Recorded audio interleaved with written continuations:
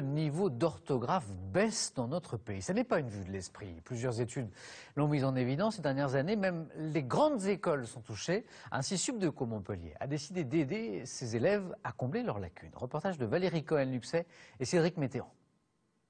Alors, orthographe, ça s'écrit comment déjà? Heureusement, les ratures sont autorisées. Surtout, ne pas oublier de relire sa copie, car l'examen comptera dans la note finale de l'année.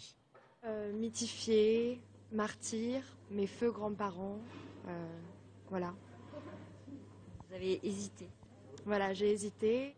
Les élèves de Subdeco Montpellier ont pourtant eu 3 mois de préparation à ce test national baptisé Certification Voltaire.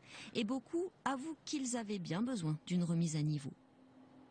Au début, je ne m'en rendais pas compte parce que quand je me relisais, je ne les voyais pas forcément. Donc pour moi, je ne faisais pas de faute. Donc bon, voilà. Et puis après, quand j'ai fait le premier test de remise à niveau, je me suis rendu compte que bon, j'étais pas non plus super élevée. J'ai toujours été le genre d'élève à avoir -5 en primaire ou quoi, en dictée, ça. Donc là, ça m'a vraiment servi et c'est quelque chose d'utile qui me servira plus tard, quoi. L'école est partie d'un constat. Le niveau baisse d'année en année.